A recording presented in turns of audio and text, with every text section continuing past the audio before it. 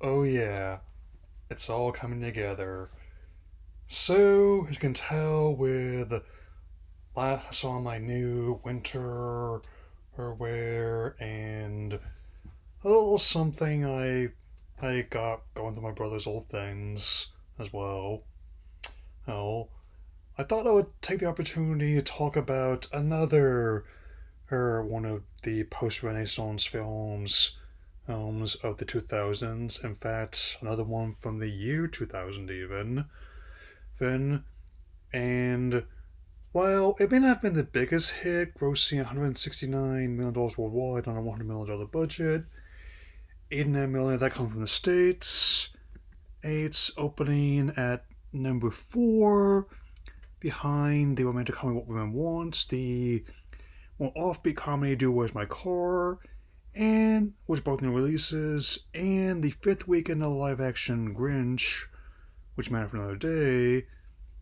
It was well received by those who did watch it. I mean, I've seen it a fair few times after it came to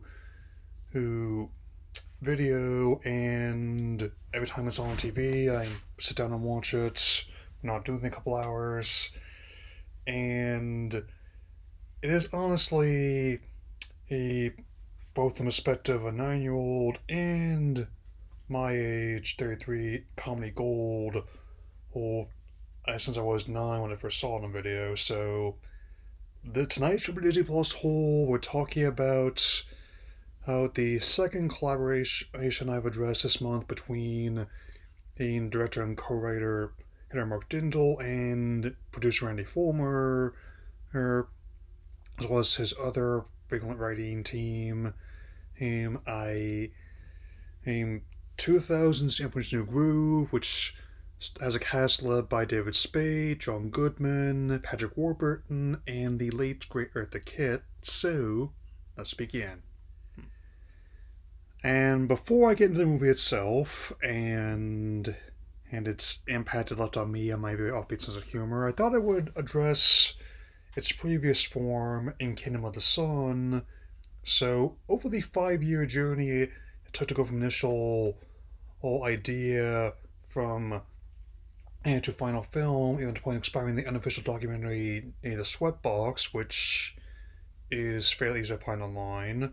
I it actually was going to be a much more serious tone before it became a comedic take on basically the same premise.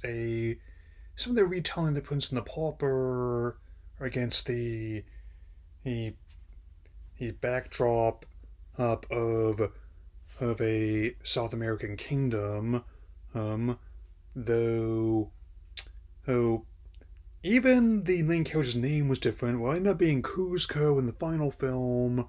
Um, Initially, he was going to be called Manco, and apparently, not only does that translate to something inappropriate and not very G-rated in Japanese, that apparently was not what bothered them. Um, Apparently, what bothered the executives, this was during the leader's Isaac's tenure after all, is that it apparently translated to bad movie in Turkish, and apparently at one point, I mean, I mean, John Gumswell was going to be originally voiced by Owen Wilson, and and even though I had no plans to cover the DTV sequel or the short-lived Emperor's New School TV spin-off, I definitely have more than enough to say about this movie itself, and let's waste no more time and get started digging into that, as they say. So, the story he focuses on a self-absorbed young emperor named Cusco who, on his 18th birthday,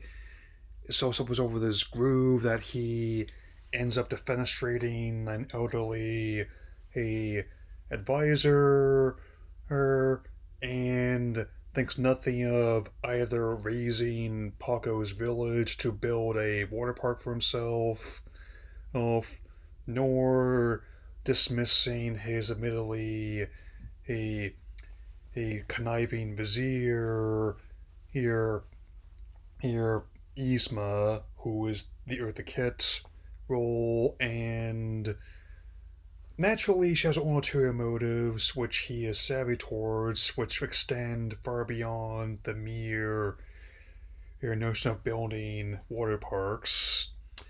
And much like other ones, the anachronisms are very much in full play. Hey, and given how magic is going to be a key part in the story, seeing the future is not too far a leap, admittedly.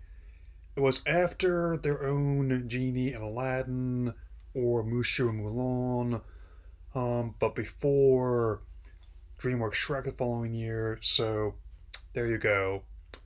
After siding against a rather much more elaborate scheme, she decides to just take the easy way out, invite him to dinner, and slip a poison into his beverage. And however, due to the machinations of her associate Kronk, voiced by Patrick Warburton, instead turns him into a llama, and after hitting him over the head with his platter of Spanish puffs, he decides to take him out of town to finish having him taken care of. Mm. Reluctantly, he, given how he's a llama who cannot very well snap his fingers to have his crew come to his aid when he doesn't actually have fingers anymore, or he definitely, and most of the environment and animals are lethal, ranging from scorpions to bats to jaguars. He forms a reluctant alliance with Paco to find his way back home, and I've always kind of liked the whole idea of opposing forces in a story where you have two diametrically opposed those characters who are more or less as have to work together to make it out mean, and in more than one instance see things from the other's perspective. Mean whereas Paco has a very humble abode, a line of work. He definitely has a family that cares deeply for him, and with his wife and two small children. And makes sense if you're to have John Goodman as your everyman working character for your movie or show. Oh, likewise, whereas as Kuzco is quite literally waited on hand and foot by his vassals, and who they just take in stride whenever they end uh, going out the window. Oh, what's it all worth when it doesn't have any single meaningful connection with anyone else? Of course, being tied to who like a giant log and going down a waterfall, well, it does tend to change your perspective on life a lot.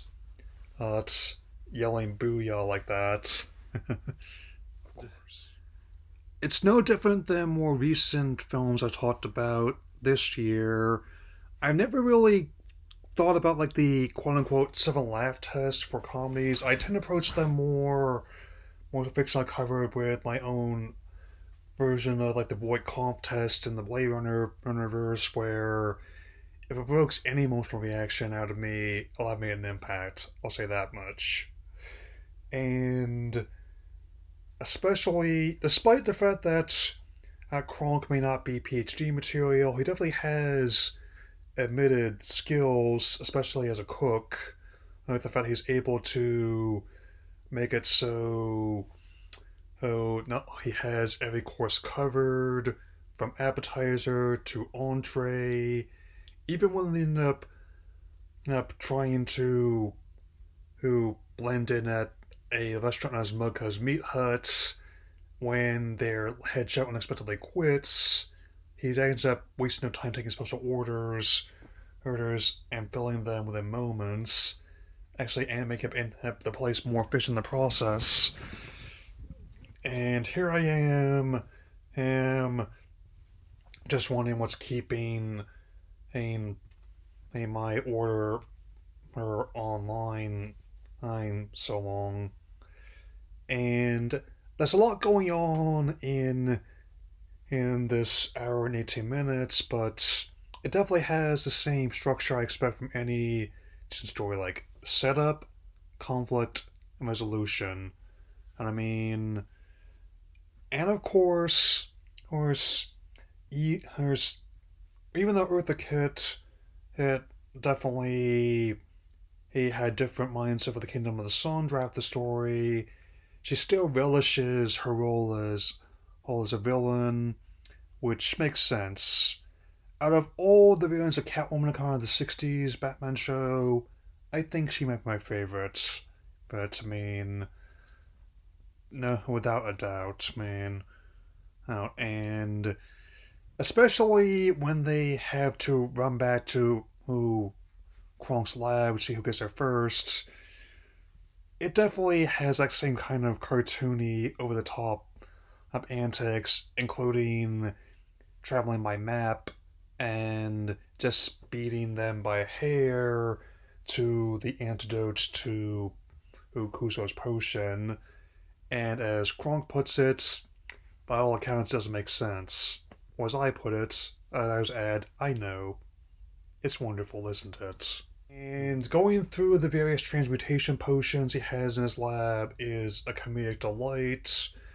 Right? And even though Yzma nearly takes antidote for herself, oh, it's really like her words towards Kronk that's admitting he disliked his cooking that tears at me.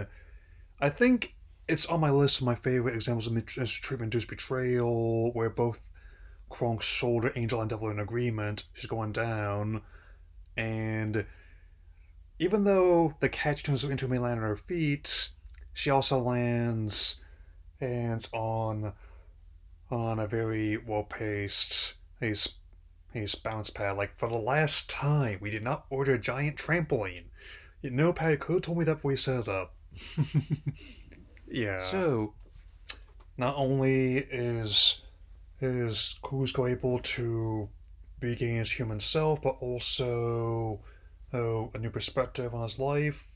Decides to find another place to build his water park, even sharing it with Paco and his family. And of course, Karma ends up getting Yzma in the end when she's forced to join the Squirrel Scouts with Kronk, her former henchman, as their scoutmaster.